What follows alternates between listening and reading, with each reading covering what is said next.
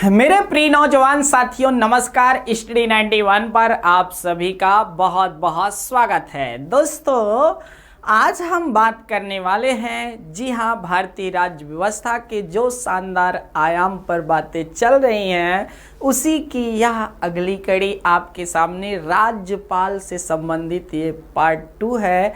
और यहाँ पर आज हम बहुत सारी बातों पर चर्चा करने वाले हैं। दोस्तों, अनुच्छेद 160 से कहानी हमें शुरू करनी थी।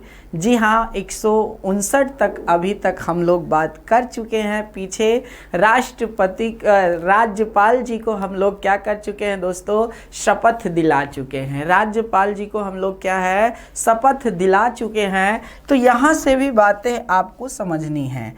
आइए दोस्तों, देखते हैं क्या है कहानी। बहुत सुंदर है यहाँ पर।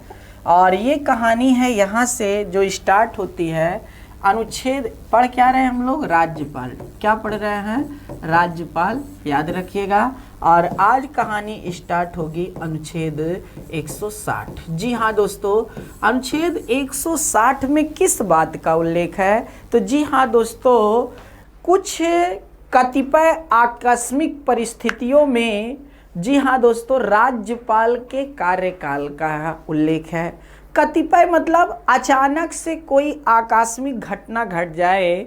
जी हाँ दोस्तों, उस घटना में जो राज्यपाल राज्य से संबंधित कार्य करते हैं उसका उल्लेख अनुच्छेद 160 में है। उसका उल्लेख कहाँ है, अनुच्छेद 160 में है। और जो अर्थात ये धन खर्च होगा इस पर, तो आप जानते हैं कि अनुच्छेद 200, याद रखिएगा दोस्तों, 67 के धारा 2 के तहत आपको यहाँ से जो आकस्मिक निधि बनी है उस आकस्मिक निधि से धन आता है। जी हाँ, अनुच्छेद 267 में आकस्मिक निधि का उल्लेख है, जिस पर राज्यपाल का जी नहीं पावर होता है। केंद्र में राष्ट्रपति का होता है और राज्य में राज्यपाल का होता है। तो वहाँ से यह धन खर्च होता है। जैसे बाढ़ आ जाना, भूकंप आ जाना, आग लग जाना, ब्रिज का टूट जाना, बिल्डिंग इमारत का ध्वस्त हो जाना, बम विस्फोट हो जाना, बहुत तरह से नहीं दोस्तों खर्चे अचानक से बढ़ जाते हैं, आपने देखे होंगे। तो इसी का उल्लेख है अनुच्छेद 160 में। अब हम बात कर रहे हैं अनुच्छेद 161। अनुच्छेद 161 में किस बात का उल्लेख है? अगर आप अनुच्छेद 161 की बात करें हम लोग, तो अनुच्छेद 161 में भी कुछ कम चीज़ें नहीं दी हैं। अनुच्छेद 161 में आपको पता होना चाहिए कि राज्यपाल को क्या है भैया, क्षमादान की शक्ति प्राप्त है। जिस तरह अनुच्छेद 72 के तहत राष्ट्रपति को क्षमादान की शक्ति प्राप्त है, उसी तरह अनुच्छेद 61 के तहत राज्यपाल को क्षमादान की शक्ति प्राप्त है। किसकी? क्षमादान की शक्ति प्राप्त है। अब राज्यपाल को कौन कौन सी शक्ति प्राप्त है, क्षमादान की शक्ति प्राप्त है? तो आज तक आप लोग पढ़ते आए रहे होंगे कि राज्यपाल को मृत्यु दंड से संबंधित शक्ति नहीं प्राप्त है। दोस्तों, हम आपको बता दें, अगर किसी भी व्यक्ति को, ठीक है, या किसी अपराधी को क्या है, न्यायालय ने मृत्यु दंड की सजा सुना दी, तो राज्यपाल उस मृत्यु दंड की सजा को बदल सकते हैं, लेकिन पूरा माफ नहीं कर सकते हैं। जिस तरह राष्ट्रपति पूरी तरह से क्या कर देते हैं, माफ कर देते हैं। बस इतना अंतर है, बाकी और कोई अंतर नहीं है। लेकिन यहाँ पर देखना है, अनुच्छेद 161 के तहत सिर्फ राज्यपाल राज्य सूची के ही विषय पर, किसके? राज्य सूची के ही, ठीक है दोस्तों, विषय पर, राज्य सूची के ही विषय पर क्या कर सकते हैं दोस्तों, अर्थात क्षमादान दे सकते हैं। सिर्फ और सिर्फ राज्य सूची के विषय पर क्या कर सकते हैं, क्षमा दे सकते हैं, बाकी अन्य में नहीं दे सकते हैं। तो यहाँ से भी बातें आपको समझ में आनी चाहिए। अब देखिए दोस्तों, राज्य सूची का विषय है, तो आप कहोगे सर समवर्ती सूची पर क्या नहीं दे सकते हैं क्या? बिल्कुल दे सकते हैं, लेकिन दोस्तों समवर्ती सूची में थोड़ा क्या होता है, केंद्र का दबदबा ज़्यादा हो जाता है। ठीक है, केंद्र का दबदबा किस लिए ज़्यादा हो जाता है कि अगर राज्य सूची के विषय पर, जी हाँ दोस्तों, केंद्र से तो कोई मतलब नहीं है, लेकिन समवर्ती सूची में क्या होता है, केंद्र और राज्य दोनों कानून बना सकते हैं। केंद्र और राज्य दोनों कानून बना सकते हैं। तो जब दोनों कानून बना सकते हैं तो आपको पता इस बात का लगाना चाहिए कि अगर दोनों में किसी भी प्रकार से आपस में मतभेद होता है तो केंद्र भारी पड़ जाता है, तो इसलिए समस्या आती है। तो राज्य सूची के विषय पर अब देखिए दोस्तों, जो राज्यपाल जी हैं यह क्या क्या कर सकते हैं किसी अपराधी को लेकर। जब न्यायालय ने किसी अपराधी को दंड सुना दिया और वह दंड का देख करके अनुच्छेद 161 के तहत राज्यपाल से क्षमादान की याचिका पेश की, तो राज्यपाल क्या कर सकते हैं दोस्तों, पूरी तरह तो क्षमा नहीं कर सकते हैं, ये क्षमा वाले पूरी तरह से नहीं है दोस्तों, लेकिन इनको लघुकरण की शक्ति प्राप्त है। क्या? लघुकरण की शक्ति प्राप्त है। फिर उसके बाद आपके परिहार की शक्ति प्राप्त है। फिर उसके बाद आपको जानना चाहिए दोस्तों विराम की शक्ति प्राप्त है, और साथ ही साथ प्राविलंबन की शक्ति प्राप्त है। किसके? प्राविलंबन की शक्ति प्राप्त है। तो इस तरह दोस्तों राज्यपाल के पास आपकी क्या है, शक्तियां हैं। ठीक है, लघुकरण के बारे में हमने बताया था कि जो अर्थात सजा का दंड है उसके स्वरूप को बदल देना। जी हाँ। फिर परिहार में क्या है दोस्तों, सजा की अवधि को कम कर देना, किसी विषम परिस्थिति में नहीं रोक लगाना, और प्रविलंबन का मतलब होता है अस्थायी रोक, थोड़े समय के लिए रोक लगाना। तो इस तरह की समस्त बातें आपके बारे में जो अनुच्छेद 161 में दी गई हैं वह हमने बताया। अब चलते हैं दोस्तों अनुच्छेद 162 में क्या है दोस्तों, राज्यपाल की जो अर्थात सीमा है शक्ति का, उसका उल्लेख दिया गया है। वो ज़्यादा महत्वपूर्ण है नहीं। तो राज्यपाल की कार्यपालिक शक्ति में सीमा का जो रोक है दोस्तों, सीमा है, उसकी बातें की गई हैं। मेन है अनुच्छेद 163। ठीक है, कौन सा? अनुच्छेद 163। अनुच्छेद 163 में किस बात का उल्लेख है? अनुच्छेद 163 में इस बात का उल्लेख है कि जो हमारे राज्यपाल हैं, अनुच्छेद 163 में किस बात का उल्लेख है, जो हमारे राज्यपाल हैं वह, याद रखिएगा दोस्तों, राज्य की मंत्री परिषद की सलाह पर कार्य करेंगे। राज्यपाल राज्य की मंत्री परिषद, राज्य की मंत्री परिषद की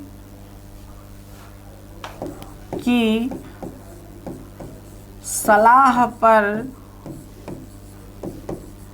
कार्य करेंगे। ठीक है दोस्तों, तो कार्य करेंगे, ये बातें आपको जानना चाहिए था। राज्यपाल राज्य की मंत्री परिषद की सलाह पर कार्य करेंगे। जिस तरह अनुच्छेद 74 के तहत आपको जानना चाहिए था राष्ट्रपति करते हैं, जिस तरह अनुच्छेद 74 के तहत राष्ट्रपति करते हैं।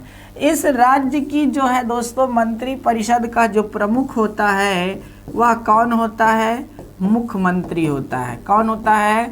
मुख्यमंत्री होता है, याद रखिएगा दोस्तों। तो यहाँ से भी बातें आप समझ सकते हैं अनुच्छेद 163 के तहत। ठीक है दोस्तों, तो इसको प्लीज अच्छे से ध्यान दीजिएगा, समझिएगा।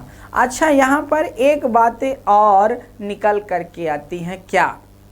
जैसे क्या होता है दोस्तों, यहाँ पर जो मंत्री परिषद होती है, ठीक है, तो जिस तरह राज्य मतलब केंद्र में मंत्री परिषद होती है उसी तरह राज्य में भी मंत्री परिषद होती है, ये जान लीजिएगा। ये मतलब कोई खंडन नहीं होता है इसका। तो यहाँ से बातें आपको समझना चाहिए। आगे चलते हैं दोस्तों, बात करते हैं अब कुछ अनुच्छेद जो महत्वपूर्ण हैं उन्हीं पर बातें होंगी। जैसे अनुच्छेद 175। अनुच्छेद 175 में किस बात का उल्लेख है दोस्तों? तो क्या है इसमें, जिस तरह राष्ट्रपति क्या करते थे दोस्तों, संसद के सदन को संबोधित करते थे, जी हाँ, उसी तरह राज्यपाल भी विधानमंडल को संबोधित करेंगे। राज्यपाल, ठीक है ना दोस्तों, राज्यपाल विधानमंडल को अगर विधानमंडल में विधानसभा अकेली तो सिर्फ विधानसभा लिख सकते हो, लेकिन मैं विधानमंडल लेकर चल रहा हूँ। राज्यपाल विधानमंडल को संबोधित करेंगे। क्या करेंगे? संबोधित करेंगे, ठीक है, संबोधित करेंगे।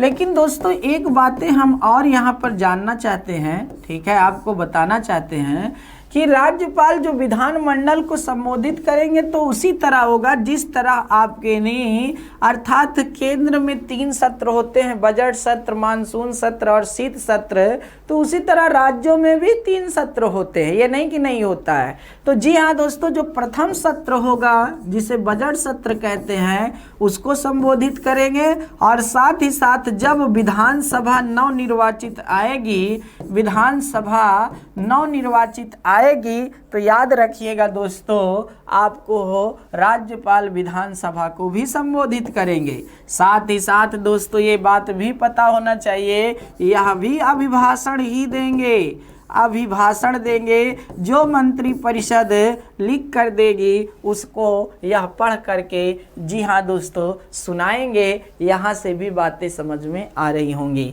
अगला क्या है दोस्तों, आप कहने यहाँ से भी बातें ध्यान से समझिएगा। अनुच्छेद, जी हाँ दोस्तों, 213, अनुच्छेद 213 में क्या है? अनुच्छेद 213 में जिस तरह अनुच्छेद 123 के तहत राष्ट्रपति को क्या है दोस्तों, जी हाँ दोस्तों, संघ सूची और समवर्ती सूची में क्या कर सकते थे दोस्तों, अध्यादेश जारी करने की शक्ति प्राप्त है। समवर्ती सूची, ठीक है, क्या अध्यादेश जारी करने की शक्ति प्राप्त है। उसी तरह अनुच्छेद 213 के तहत राज्यपाल भी क्या कर सकते हैं, राज्यपाल की अध्यादेश करने की शक्ति। अनुच्छेद 213 के तहत राज्यपाल अध्यादेश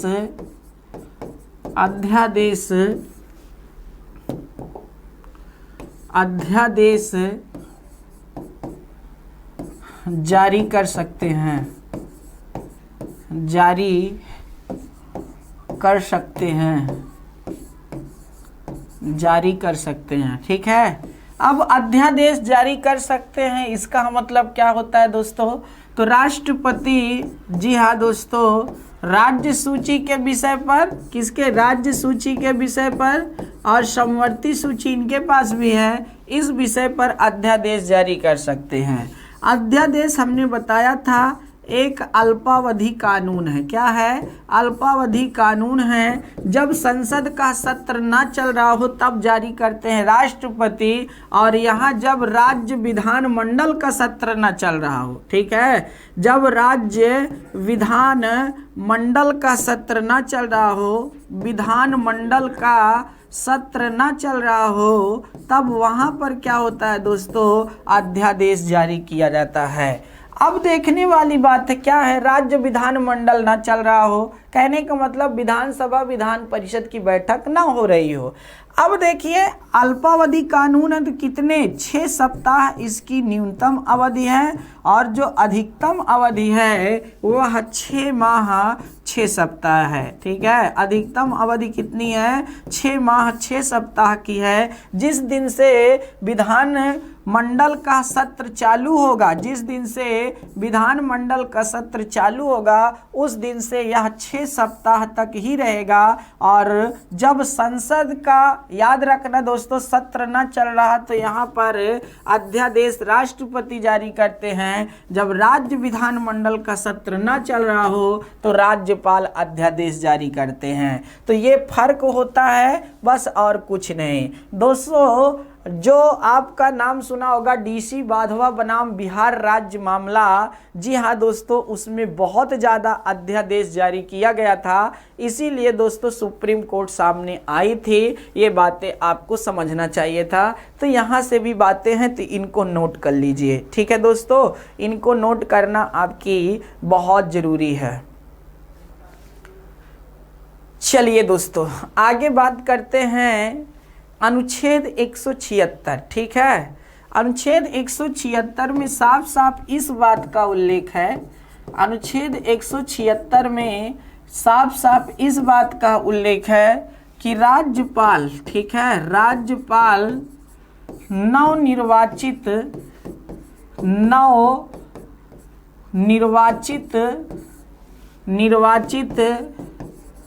विधानसभा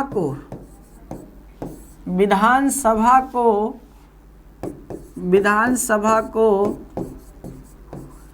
अवश्य संबोधित करेंगे, अवश्य संबोधित करेंगे। अब देखिए दोस्तों, नवनिर्वाचित विधानसभा को अवश्य संबोधित करेंगे, ये बात एकदम सही है, लेकिन साथ ही साथ आपको और जानना चाहिए। क्या है दोस्तों, नोट करके डाल लीजिएगा, नोट करके, कि राज्य में, ठीक है, राज्य में विधानमंडल को लेकर, राज्य में विधानमंडल में विधानमंडल में गतिरोध को लेकर, गतिरोध के लिए संयुक्त बैठक का उल्लेख नहीं है, संयुक्त बैठक का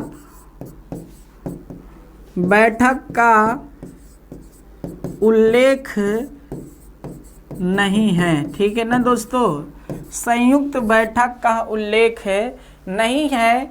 तो इस तरह आप देख सकते हैं ये कितनी महत्वपूर्ण बातें हैं।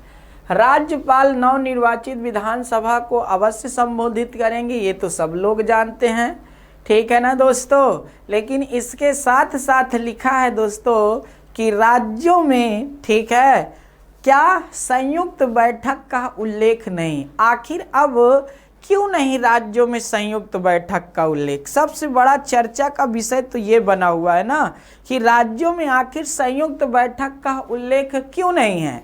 क्योंकि आपको पता होना चाहिए दोस्तों कि जो हमारे राज्य हैं उन समस्त राज्यों में क्या है भैया, द्विसदनात्मक व्यवस्था नहीं है, दो सदनात्मक व्यवस्था नहीं है।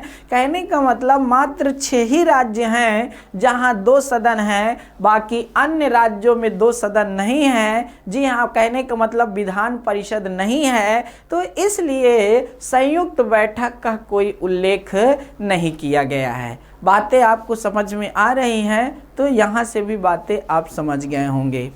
आइए दोस्तों, एक अनुच्छेद है, अनुच्छेद 333। अनुच्छेद 333 में क्या दिया था? अनुच्छेद याद रखिएगा दोस्तों, 333, अनुच्छेद 333, जी हाँ दोस्तों, 2020 तक, जनवरी 2020 तक प्रभावी था। और क्या था इसमें, याद रखिएगा, इसमें यह था दोस्तों कि राज्यपाल विधानसभा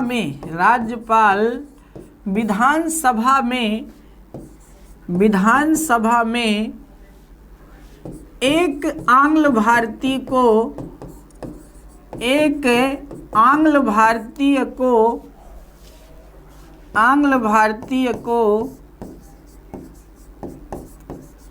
मनोनीत करेंगे। ठीक है, एक आंग्ल भारतीय को मनोनीत करेंगे। लेकिन दोस्तों अब तो ये समाप्त हो गया। 126वां संविधान संशोधन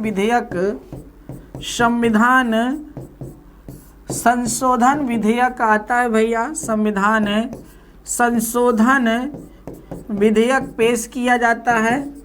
और यह किसके नाम से पास होता है? तो 104वां संविधान संशोधन विधेयक के नाम से। 104वां संविधान संशोधन विधेयक के नाम से पास होता है, संविधान संशोधन विधेयक के नाम से पास होता है। और याद रखिएगा दोस्तों, इसी में इस बार आंग्ल भारतीयों को जो आरक्षण की व्यवस्था थी, कहाँ भैया आरक्षण की व्यवस्था थी, लोकसभा में और विधानसभा में, उसको पास नहीं किया गया, इसीलिए यह अब समाप्त माना जा रहा है। ठीक है दोस्तों, तो यहाँ से भी बातें आपको समझ में आ गई होंगी, तो इनको नोट कर लीजिए। ठीक है दोस्तों, तो इसको विशेषकर ध्यान दीजिएगा।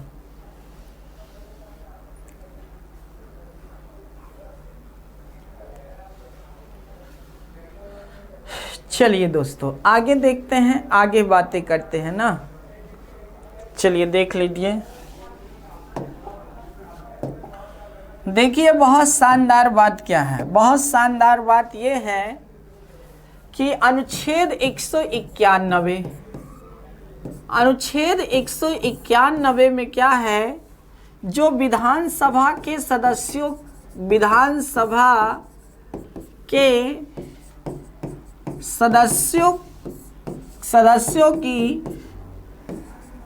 सदस्यों को लिखना, सदस्यों को अयोग्य राज्यपाल द्वारा ठहराया जा सकता है। लेकिन ऐसे नहीं कह कि मतलब जिसको मनाए कर दिए, नहीं, उसके लिए प्रक्रिया से गुजरना पड़ेगा।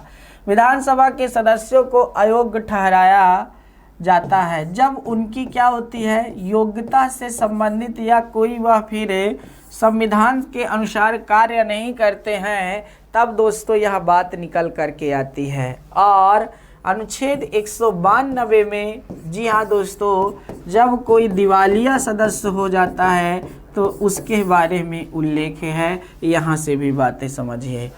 अब चलते हैं दोस्तों, आगे बात करते हैं राज्यपाल की नियुक्ति संबंधी शक्ति। अब हमारा स्टार्ट होता है अनुच्छेद 154। ठीक है, क्या अनुच्छेद 154 राज्यपाल की अब शक्तियाँ स्टार्ट हो रही हैं। ठीक है दोस्तों, राज्यपाल की क्या स्टार्ट हो रही हैं, शक्तियाँ स्टार्ट हो रही हैं, ध्यान दीजिए। तो सबसे पहले नियुक्ति संबंधी शक्ति। ठीक है, नियुक्ति। तो राज्यपाल क्या है दोस्तों, राज्यपाल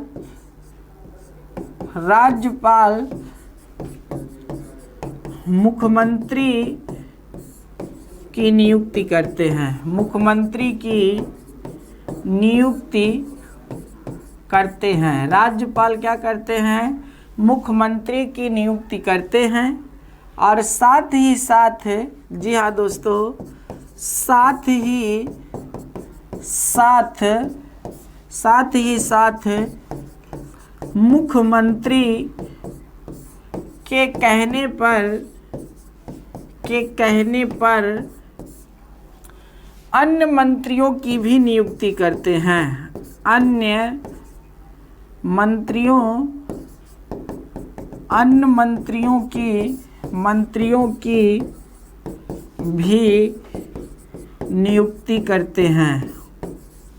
ठीक है दोस्तों, अन्य मंत्रियों की भी क्या करते हैं, नियुक्ति करते हैं। राज्यपाल मुख्यमंत्री की नियुक्ति करते हैं, साथ ही साथ मुख्यमंत्री के कहने पर अन्य मंत्रियों की भी क्या करते हैं दोस्तों, नियुक्ति करते हैं। ये जानना चाहिए आपको, बहुत शानदार बातें हैं, बहुत महत्वपूर्ण बातें हैं। ठीक है दोस्तों, अब बाकी नियुक्ति तो राज्यपाल करेंगे, जिनका नाम देंगे कि कौन रेलवे मंत्री बनेगा, कौन वित्त मंत्री बनेगा, कौन सड़क मंत्री बनेगा, ये सब मुख्यमंत्री तय करते हैं। लेकिन शपथ और नियुक्ति राज्यपाल के द्वारा ही की जाती है। शपथ राज्यपाल स्वयं दिला सकते हैं या फिर दिलवाते हैं। ठीक है, यहाँ पर भी बातें आप समझिएगा।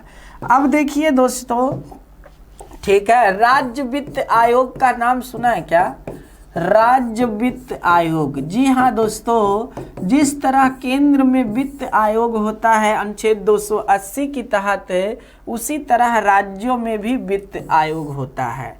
लेकिन राज्य में वित्त आयोग जो गठित होता है वो राज्यपाल के द्वारा। राज्य वित्त आयोग का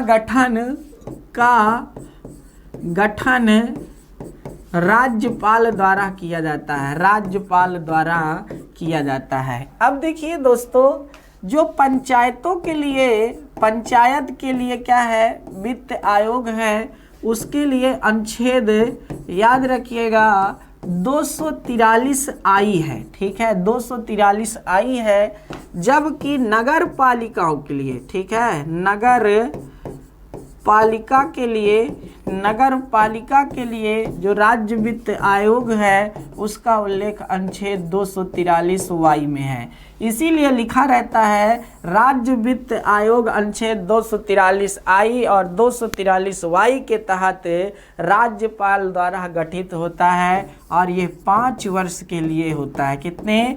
5 वर्ष के लिए होता है। तो यहाँ से भी बातें आप समझ सकते हैं, ठीक है दोस्तों। तो इस तरह आप देख लीजिएगा।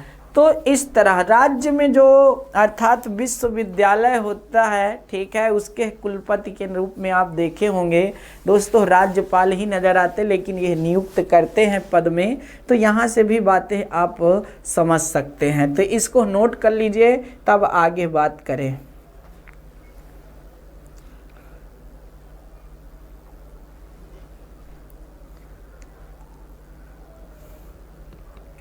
चलिए आगे देखते हैं दोस्तों,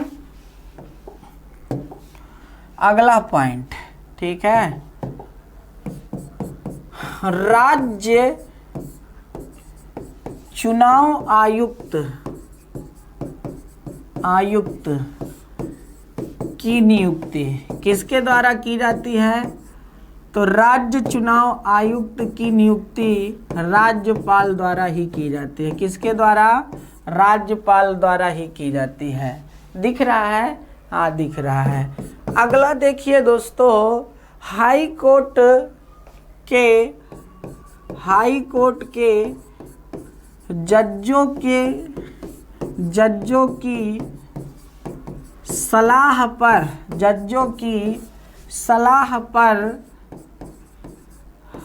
सलाह पर जिला जजों की नियुक्ति। किनकी? जिला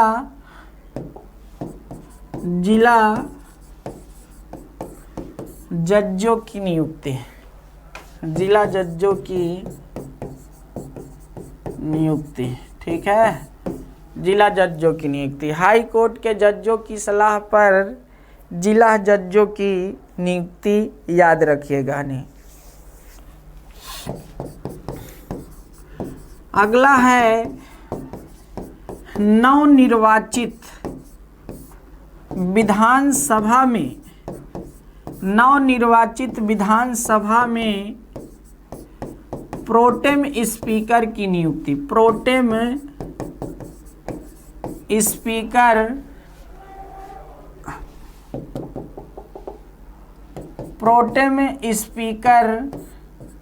की नियुक्ति, स्पीकर की नियुक्ति। तो प्रोटेम स्पीकर की नियुक्ति, जब भी विधानसभा का चुनाव होता है दोस्तों, तो जब भी विधानसभा का चुनाव होगा, उस विधानसभा में आपको पता होना चाहिए दोस्तों कि जो अर्थात क्या होगा भैया, सदस्य आते हैं, उन सदस्यों में से जो वरिष्ठतम सदस्य होता है, व्यवहार में तो यही है भाई, याद रखिएगा, व्यवहार में यही चलता है कि जो सबसे वरिष्ठतम सदस्य होगा उसी को क्या है, प्रोटेम स्पीकर बनाया जाएगा। अब कैसे वरिष्ठतम सदस्य, हमको ये समझ में नहीं आया। कहने का मतलब वह सदस्य जो विधानसभा का सर्वाधिक चुनाव जीता हो, या फिर याद रखना उसे विधानसभा के बारे में अच्छी जानकारी हो, उसी को कहा जाता है प्रोटेम स्पीकर, मतलब वरिष्ठतम। तो दोस्तों जो ज़्यादा से ज़्यादा अनुभवी होते हैं उन्हीं को प्रोटेम स्पीकर बनाया जाता है। लेकिन यह कोई ज़रूरी नहीं कि वरिष्ठतम सदस्य मतलब आयु के आधार पर, ऐसा कुछ नहीं है दोस्तों। अगर ऐसा होता तो फिर कई बार दोस्तों क्या होता, आयु के आधार पर बहुत बड़े बड़े आयु पर रहे लोग, जी हाँ दोस्तों, उनको नहीं बनाया गया, दूसरे को बनाया गया। तो इस तरह आप समझ सकते हैं, इस तरह आप समझ सकते हैं, यहाँ से भी बातें निकल करके आती हैं। तो प्रोटेम स्पीकर, सबसे बड़ा जो मुद्दा उठा था वह कर्नाटक राज्य से उठा था। आपने देखा होगा जब कर्नाटक में चुनाव हुआ, ठीक है, और बीजेपी सबसे ज़्यादा सीट जीती। क्या? बीजेपी सबसे ज़्यादा सीट जीती दोस्तों। अब जब बीजेपी सबसे ज़्यादा सीट जीतती है तब क्या होता है, वहाँ के राज्यपाल क्या होता है, चुनाव के बाद एक सदस्य को प्रोटेम स्पीकर नियुक्त कर देते हैं। अब जब प्रोटेम स्पीकर वह नियुक्त कर देते हैं तब क्या होता है दोस्तों, तब वहाँ पर कांग्रेस पार्टी और जेडीएस जो एचडी देवगौड़ा की पार्टी है उसने विरोध कर दिया। और जब विरोध कर दिया तब आपको पता होना चाहिए मामला न्यायालय में पहुंचा, पूछा गया भैया किस लिए विरोध किया जा रहा है। तो विपक्ष पार्टी ने कहा कि भाई प्रोटेम स्पीकर याद रखिएगा, अर्थात वरिष्ठतम सदस्य को ही बनाया जाना चाहिए। तब राज्यपाल की जो बातें थी उसको ध्यान में रखा गया। राज्यपाल ने कहा भाई ऐसा है कि कहीं पर भी नहीं लिखा है कि प्रोटेम स्पीकर वरिष्ठतम सदस्य ही हो, ये बात का उल्लेख साफ साफ नहीं है। बस हाँ, एक स्पीकर होना चाहिए, प्रोटेम स्पीकर, ये बात लिखी हुई है। तो दोस्तों फिर न्यायालय ने इस बात की नहीं जांच पड़ताल की, और जब जांच पड़ताल की तो वहाँ से पता चलता है क्या कि भैया प्रोटेम स्पीकर जी हाँ वरिष्ठतम सदस्य ही हो, ऐसा कहीं उल्लिखित नहीं है, ऐसा कहीं उल्लिखित नहीं है। तो इस तरह आप समझ सकते हैं। जी हाँ दोस्तों, यहाँ से भी समझ सकते हैं। अच्छा, एक बात और बताएंगे, जैसे आंग्ल भारतीय को मनोनीत करता हो। अब देखिए जो आंग्ल भारतीय को मुद्दा लेकर उठता है उसको भी समझ लीजिए। आंग्ल भारतीय को मुद्दा क्या उठता है दोस्तों, अनुच्छेद 333 में ही कर्नाटक राज्य का ही यह विवाद भी है, यहाँ से भी जान लीजिए। आंग्ल भारतीय को क्या होता है, राज्यपाल हों या राष्ट्रपति हों, जब मनोनीत करते थे तो मंत्री परिषद की सलाह से ही क्या करते थे दोस्तों, उनको मनोनीत करते थे, मंत्री परिषद की सलाह से। अब देखिए दोस्तों क्या होता है, कर्नाटक में जब चुनाव के बाद परिणाम आता है और बीएस येदियुरप्पा जी हाँ मुख्यमंत्री के लिए दावेदार सामने निकल कर आते, शपथ भी अब उनको बहुमत सिद्ध करना था, तो उन्होंने राज्यपाल से कहवा करके एक क्या हुआ भैया, आंग्ल भारतीय को मनोनीत करा लिया। फिर विपक्ष पहुंचा न्यायालय, तो दोस्तों इस बार विपक्ष की जीत हुई। क्यों जीत हुई, क्योंकि बीएस येदियुरप्पा साहब का उस समय जो मंत्री परिषद थी अर्थात मंत्रिमंडल, उसका गठन हो ही नहीं पाया था, क्योंकि सरकार बहुमत सिद्ध ही नहीं कर पाई थी और अन्य मंत्री शपथ ले ही नहीं पाए थे, सिर्फ बीएस येदियुरप्पा सामने थे। तब दोस्तों कहा गया, सामने बताया गया कि जब तक मंत्री परिषद गठित नहीं हो जाती है तब तक जी हाँ दोस्तों जो आंग्ल भारतीय सदस्य होते हैं उनको मनोनीत नहीं किया जा सकता है। ऐसे भी बातें निकल करके आती हैं। एग्जामिनर दोस्तों कुछ भी प्रश्न पूछ सकता है, उसमें यह मत कहिएगा कि यह क्यों आखिर किया है। ठीक है दोस्तों, ये जानना चाहिए। चलिए आगे देखते हैं, थोड़ा सा एक ठो महत्वपूर्ण बातें नोट करके बातें लिखने की है यहाँ पे। जब किसी राज्य में अनुच्छेद 356 लगता है, ठीक है, अनुच्छेद 356, अनुच्छेद 356 का मतलब होता है राष्ट्रपति शासन। अनुच्छेद 356 का मतलब क्या होता है, राष्ट्रपति शासन। अब देखिए दोस्तों, जब किसी राज्य में राष्ट्रपति शासन लगता है तो क्या होता है इस राज्य की समस्त शक्ति कहाँ पहुंचती है भैया? केंद्र में पहुंचती है। और केंद्र क्या करता है? जो राष्ट्रपति जी हैं वह शक्ति क्या कर देते हैं? राज्यपाल के पास दे देते हैं। किसके पास? राज्यपाल के पास दे देते हैं। अब क्या होता है? जो राज्यपाल होते हैं, जो नाम मात्र के प्रमुख रहते हैं, ठीक है, नाम मात्र के प्रमुख रहते हैं, वह अनुच्छेद 356 के तहत वास्तविक प्रमुख भी बन जाते हैं। तो यहाँ से भी बातें आपको समझना चाहिए था, वास्तविक प्रमुख भी बन जाते हैं। तो दोस्तों इस तरह की बातें हैं, इनको जानना चाहिए था, समझना चाहिए था। ठीक है दोस्तों।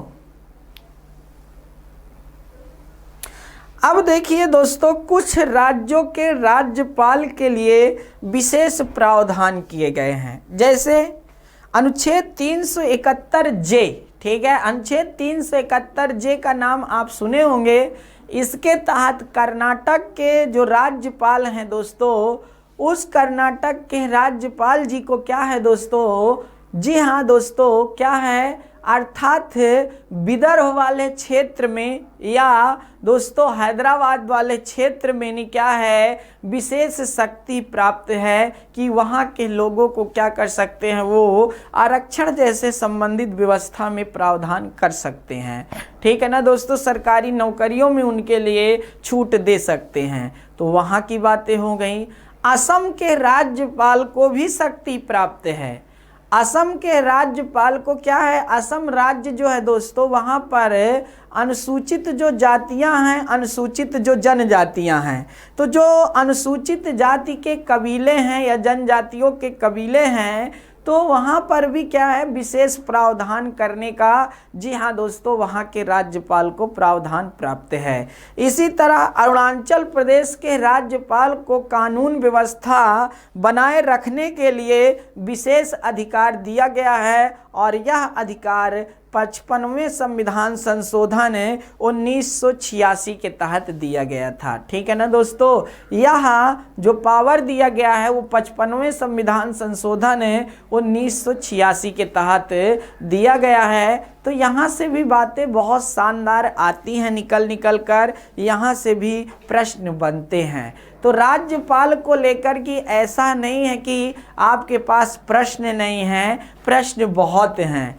अब देखिए दोस्तों, अगर हम राज्यपाल की बात करें तो राज्यपाल, अगर महिलाओं में बात की जाए कि सबसे पहले राज्यपाल कौन बनी थी, तो दोस्तों सबसे पहले राज्यपाल आपकी नहीं सरोजनी नायडू बनी थी। किसी भी राज्य की प्रथम राज्यपाल सरोजनी नायडू जी बनी थी दोस्तों। और यह अच्छा दौर रहा सरोजनी नायडू को। सरोजनी नायडू को भारत की कोकिला कहा जाता है, जबकि स्वर कोकिला लता मंगेशकर जी को कहा जाता है। स्वर कोकिला किसे कहा जाता है? लता मंगेशकर जी को कहा जाता है, जबकि भारत कोकिला सरोजनी नायडू जी को कहा जाता है। अब देखिए दोस्तों, जो सरोजनी नायडू जी हैं, यह उत्तर प्रदेश की ही प्रथम राज्यपाल बनी थी और साथ ही साथ पूरे भारत की भी पहली महिला राज्यपाल थी दोस्तों, याद रखना। अब महिला में प्रथम राज्यपाल महिला थी, ये थी नहीं, ठीक है ना दोस्तों, ये जानना चाहिए।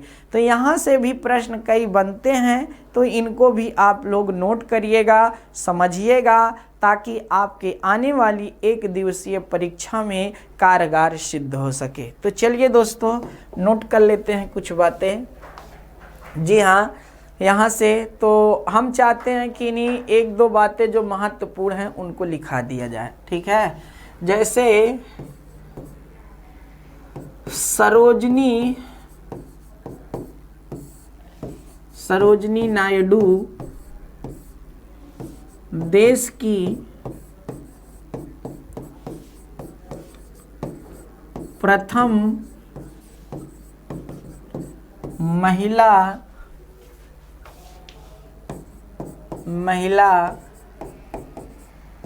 राज्यपाल थी। देश की प्रथम महिला राज्यपाल सरोजनी नायडू थी। ठीक है, भारत कोकिला कहा जाता है, भारत कोकिला। भारत कोकिला किसे कहा जाता है? तो सरोजनी नायडू को कहा जाता है। जबकि स्वर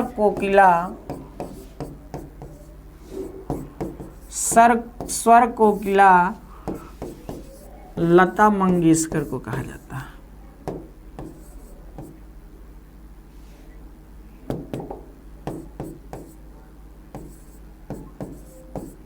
ठीक, गाना वाना बहुत सुने होंगे आप लोग इनके तो गाने। ऐ मेरे वतन के लोगों तुम खूब लगा लो नारा, ये शुभ दिन है शुभ का, लहरा लो तिरंगा प्यारा। जी हाँ दोस्तों, बहुत बड़े बड़े अवार्ड लता मंगेशकर को मिले हैं। लता मंगेशकर जी के बहुत सारे गाने फेमस हैं, बहुत गाना इन्होंने गाया है। मोहम्मद रफ़ी हो, लता मंगेशकर जी हों, कुमार सानू हो, अलका याग्निक हो, ठीक है दोस्तों, आपकी नहीं आशा भोसले हों, उदित नारायण हो, मन्ना डे हों, ठीक है, कुमार सानू हो, ठीक है।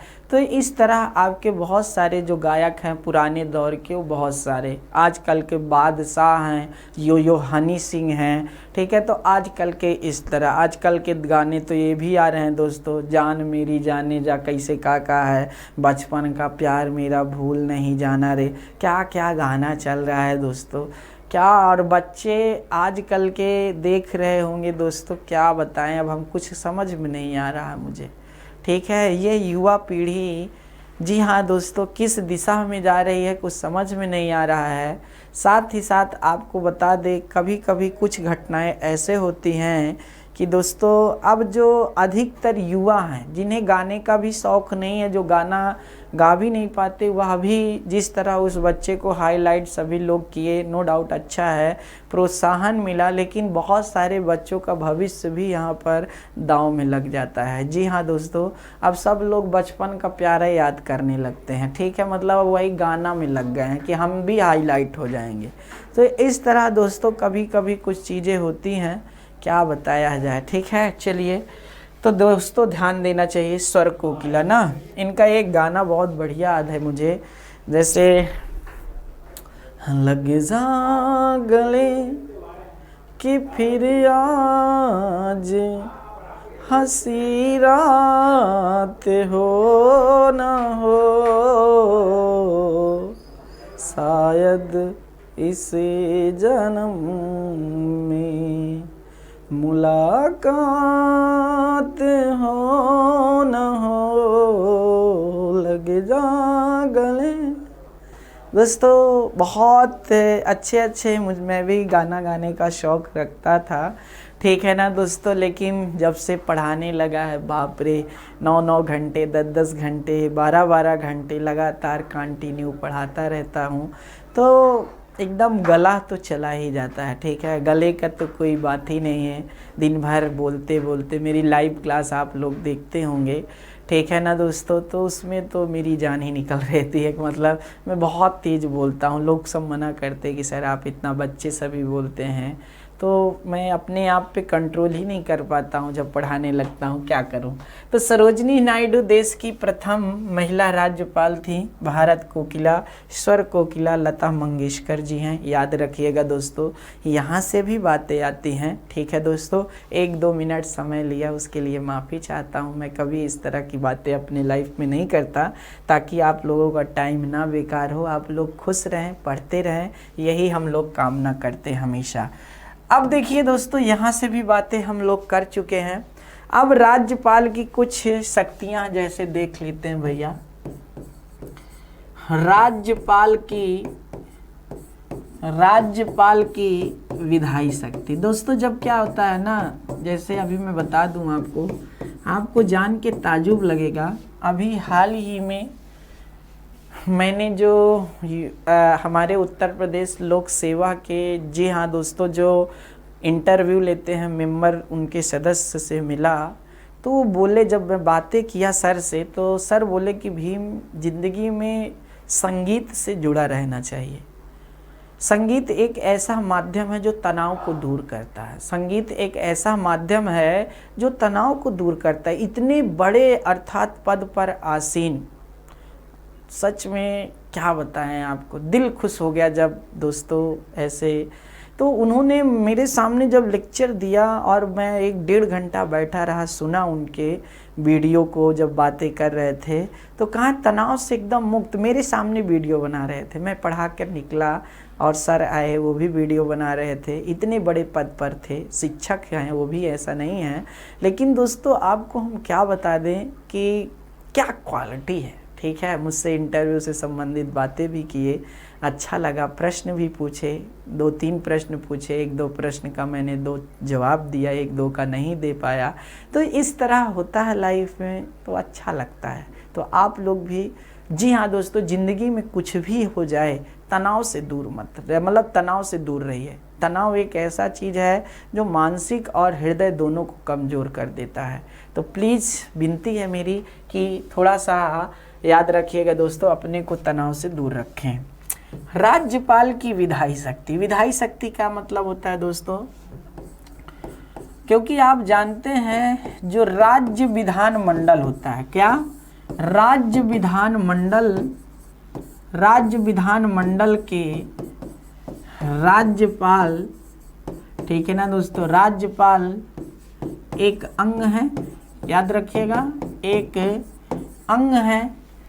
तो जब कोई भी बिल, याद रखिएगा दोस्तों, विधानमंडल के 2 सदन होते हैं, विधानसभा और विधान परिषद, ठीक है, विधान परिषद। तो विधान परिषद का जब मैं विधान परिषद पढ़ाऊंगा तो आपको बताऊंगा कि इसके 1/6 सदस्य को राज्यपाल मनोनीत करते हैं। कब, क्यों, कैसे, वो बाद में बताऊंगा, ठीक है। तो राज्य विधान मंडल के राज्यपाल एक अंग होते हैं, याद रखिएगा। तो विधानसभा और विधान परिषद मान लीजिए है तो ठीक, नहीं यहीं से जब कोई बिल या विधेयक पास होता है तो वह राज्यपाल के पास जाता है, ठीक है। राज्यपाल जब तक इस बिल पर हस्ताक्षर नहीं करते हैं तब तक यह कानून नहीं बनता है, तब तक यह कानून नहीं बनता है। तो यहाँ से भी प्रश्न देखने को मिलते हैं, यहाँ से भी क्या है, प्रश्न देखने को मिलते हैं, लगातार देखने को मिलते हैं। तो इसको भी आपको समझना चाहिए विधायी शक्ति को लेकर के नहीं, ठीक है दोस्तों, याद रखिएगा नहीं। तो याद रखने वाली बातें हैं, इनको भी ध्यान दीजिएगा, ठीक है। चलिए दोस्तों आगे क्या कहता है, आगे देखिए दोस्तों, अनुच्छेद 199, एक अनुच्छेद है, अनुच्छेद 199। क्या है इसमें अनुच्छेद 199 में, ठीक है ना दोस्तों। अनुच्छेद 199 में राज्य धन विधेयक का उल्लेख है, राज्य धन विधेयक, धन विधेयक, याद रखिएगा, राज्य धन विधेयक। तो क्या लिखा है अनुच्छेद 199 में कि राज्य का जो धन विधेयक होगा ना, उस पर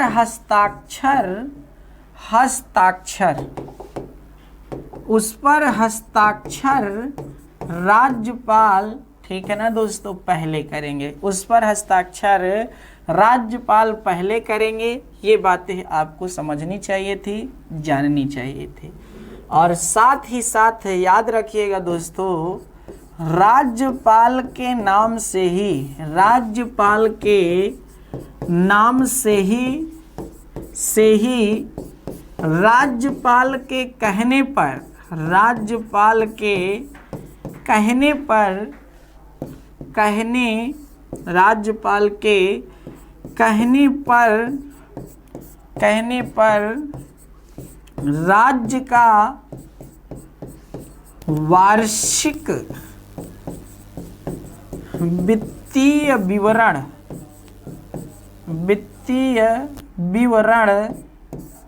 राज्य का वार्षिक वित्तीय विवरण सरकार पेश करती है, ठीक है, जिसे बजट कहते हो, सरकार पेश करती है, याद रखना, ठीक है भैया, बजट। तो राज्य का बजट राज्य के विधानसभा में ही प्रस्तुत किया जाता है।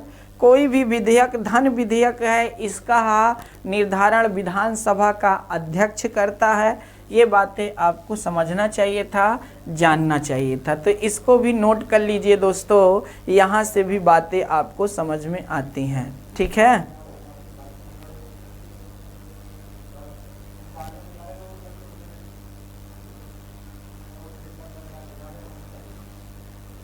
चलिए दोस्तों आगे देखते हैं। ठीक है, बहुत शानदार बातें। एक अनुच्छेद है, अनुच्छेद 217। ठीक है, अनुच्छेद 217 का नाम सुने हैं क्या? जी हाँ दोस्तों, अनुच्छेद 217 में किस बात का उल्लेख है, कोई बता सकता है? मैंने बताया है, ऐसा नहीं कि मैंने नहीं बताया है, लेकिन राज्यपाल से जुड़ा है इसलिए आपको बताना पड़ेगा। किससे? राज्यपाल से जुड़ा है इसलिए आपको बताना पड़ेगा। तो आपको हम बता दें दोस्तों, अनुच्छेद 217 के तहत, जी हाँ दोस्तों, राज्य के, ठीक है, राज्य के उच्च न्यायालय के न्यायाधीशों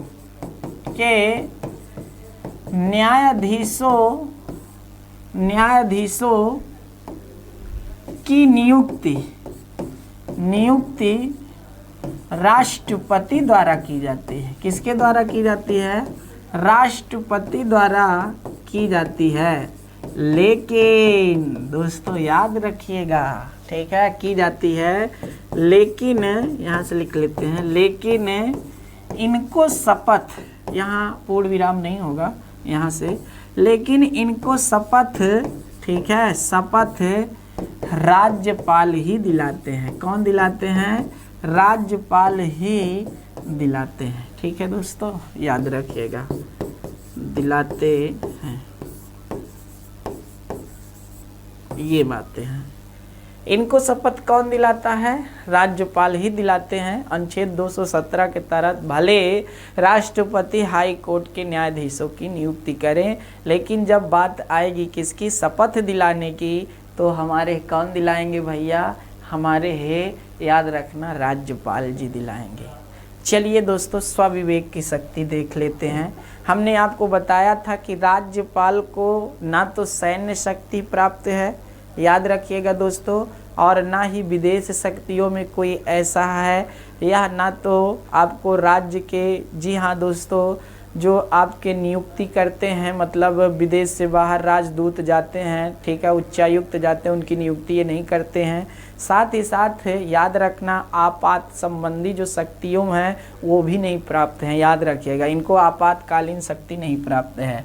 आगे देखिए दोस्तों, आप कहानी स्वविवेक की शक्ति।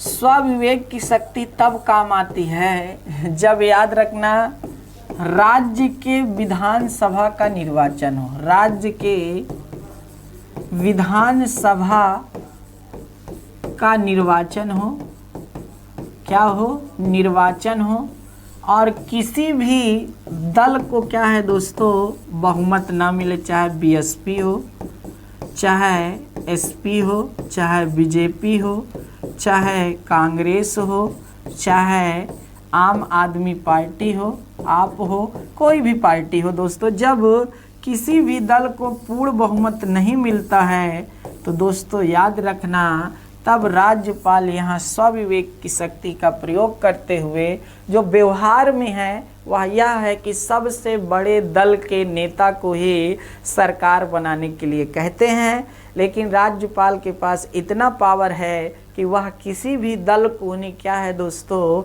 सरकार बनाने के लिए कह सकते हैं, सरकार बनाने के लिए कह सकते हैं। और साथ ही साथ आपको बता दें, राज्यपाल के पास इतना भी पावर है कि वह किसी भी आम आदमी को भी, याद रखना, आम नागरिक को भी जो राज्य का है उसको क्या कर सकते हैं दोस्तों, उस पद पर, मुख्यमंत्री पद पर नियुक्त कर सकते हैं। लेकिन आपको बता दें, इसे क्या करना पड़ेगा दोस्तों, अर्थात दिए गए समय के अनुसार सदस्यता में, अर्थात सदन में बहुमत सिद्ध करना पड़ेगा, और 6 माह के अंदर, जी हाँ, विधान परिषद है तो विधान परिषद, नहीं तो विधानसभा की सदस्यता तो प्राप्त करनी, मतलब एक सदन की सदस्यता प्राप्त करनी होगी। तो इस तरह दोस्तों यहाँ से भी समझ सकते हो। उत्तर प्रदेश की वर्तमान में हमारी जो, याद रखना, राज्यपाल जी हैं वह आनंदीबेन पटेल जी हैं। तो दोस्तों ये था आज का पूरा राज्यपाल से संबंधित समस्त बातें, जितनी भी बातें हो सकती थी हमने हर एक पार्ट्स पर चर्चा किया। मेरी तरफ से दोस्तों एक भी प्रश्न आपके नहीं छूट रहे होंगे। बस एक चीज़ नहीं बताया, बस वह है अनुच्छेद 165 महाधिवक्ता की नियुक्ति। इसको भी नोट कर लीजिए दिमाग में। देखिए जो बात आ जाए उसको बता देना चाहिए, ठीक है। महाधिवक्ता की नियुक्ति कौन करता है दोस्तों? तो महाधिवक्ता की नियुक्ति, इसको क्यों नहीं बताया क्योंकि पढ़ा दिया था। महाधिवक्ता की नियुक्ति राज्यपाल द्वारा होती है और यह राज्यपाल ही इसको शपथ दिलाते हैं। साथ ही साथ यह राज्यपाल के प्रसाद पर्यंत तक ही अपने पद को धारण करता है, ठीक है दोस्तों। तो इस तरह आपकी समस्त बातें जो राज्यपाल से होनी चाहिए थी हमने हर एक पार्ट्स पर चर्चा की। बहुत बहुत धन्यवाद आपका। जी हाँ दोस्तों, फिर अब आगे और चर्चाएं जारी रहेंगी, एक एक करके हम लोग बातें तो कर ही रहे हैं। तो दीजिए यहीं पर इजाज़त। बहुत बहुत धन्यवाद। जय हिंद दोस्तों।